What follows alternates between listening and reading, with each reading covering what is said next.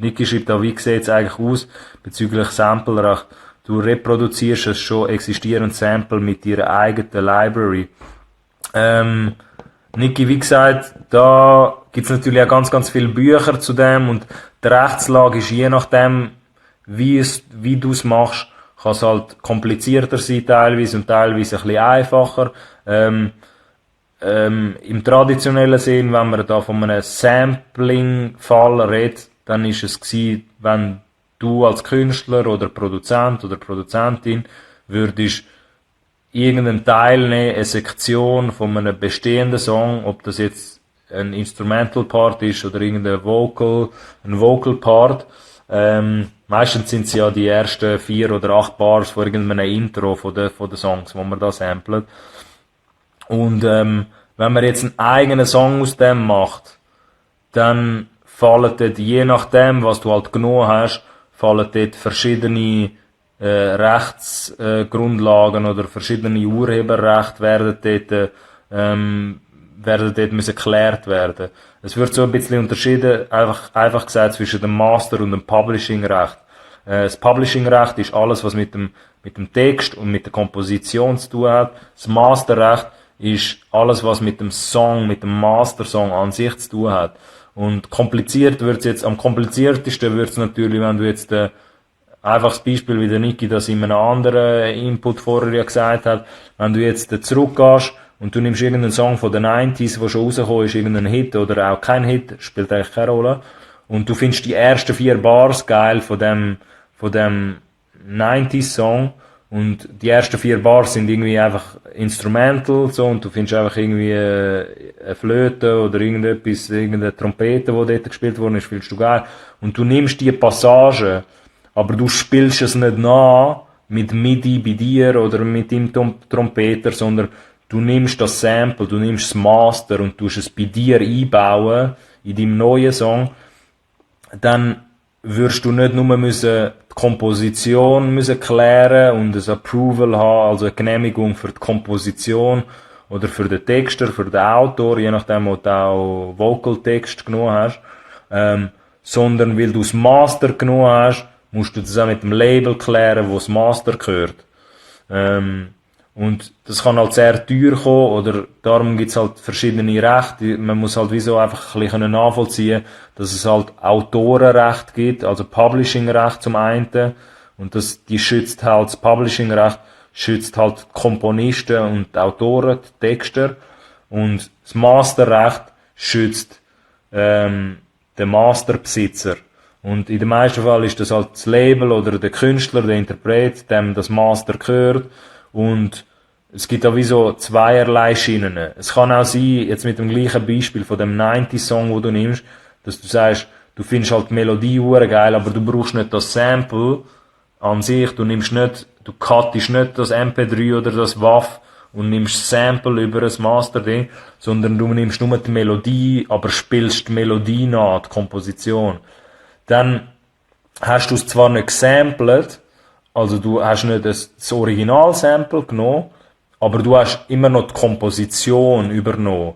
Und für die Komposition müsstest du dann vielleicht trotzdem die Publishing-Gebühren oder das Publishing-Recht einholen von den Originalkomponisten, wo halt den Song komponiert haben, wo du da jetzt genommen hast.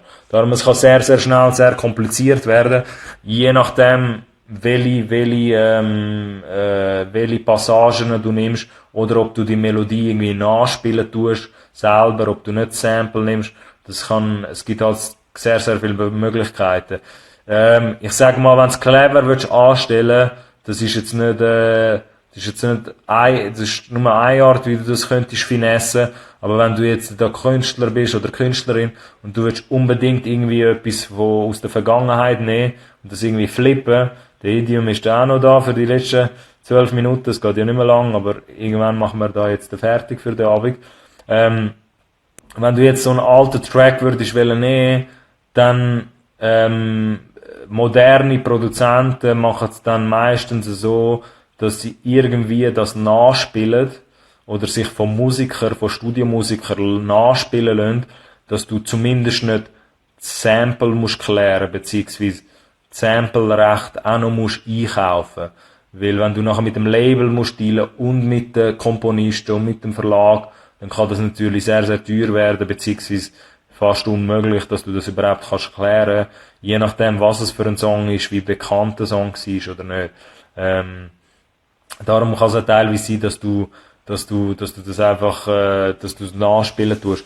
Ganz oft, zum das Beispiel, was Publishing und was Masterrecht, ist, sehr gut können aufzuzeigen. Was der Niki da gefragt hat, passiert zum Beispiel auch ganz oft in Werbungen, in der Werbebranche, dass irgendein grosser Hersteller, ein Autohersteller, wird irgendeinen Song von früher, wo sie geil findet, irgendeinen legendären Rocksong, aber merken dann, wenn sie den Song verwenden für ihre Werbung, für irgendeinen Werbespot, merken sie dann plötzlich, aha, die müssen ja nicht nur die Komponisten zahlen, sondern die müssen auch mit dem Label, die müssen auch das Label zahlen, weil sie den Originalsong verwenden, das Originalmaster. Und die meisten schlauen Werbeleute dann machen halt genau das, was auch gewisse Produzenten und Produzentinnen dann machen, egal ob in der Schweiz oder international, dass sie das umgehen und nicht die Master-Besitzer müssen zahlen, nehmen sie sich halt irgendwie ein billiges Cover oder machen es irgendwie, engagieren sie einen Musiker, wo halt eine Coverversion davon macht oder eine Version, wo ähnlich tönt oder die gleiche Melodie, Progression, Chord Progression hat oder Melodieführung, aber das Master, das Originalmaster nicht verwendet wird. Und das fällt amix, jetzt, wenn ich euch den Kontext gebe oder den Hintergrund, dann werdet ihr die Werbung jetzt teilweise anders anschauen. Aber das wird, wenn ihr das nächste Mal zum Beispiel irgendwie würdet, irgendeinen grossen Werbespot anschauen und ihr merkt plötzlich, hey, der Song kommt mir bekannt vor, aber das ist nicht das tatsächliche Original, dann ist genau das passiert, dass halt der Hersteller nicht hat wollen zahlen oder irgendwie vielleicht auch den Kohle nicht richtig gehabt hat, um das Original zu zahlen und dann haben sie das irgendwie nachgespielt, aber das bedeutet nicht, dass es nachher wegen dem gratis ist, um Gottes Willen, um das soll es auch nicht gehen. Die sollen auch zahlen. Es ist auch richtig so, dass du für die Songnutzung einen grossen Hersteller oder jemand, der Werbung macht, soll auch für das zahlen. Aber es kann halt sein, dass wenn du nachher nur die Melodie verwendest, dass du nur die Komponisten oder den Verlag musst zahlen, beziehungsweise die den Text oder die Komposition haben. Genau, das ein bisschen eine kleine Einführung noch ins Samplingrecht oder ins Master- und Urheberrecht.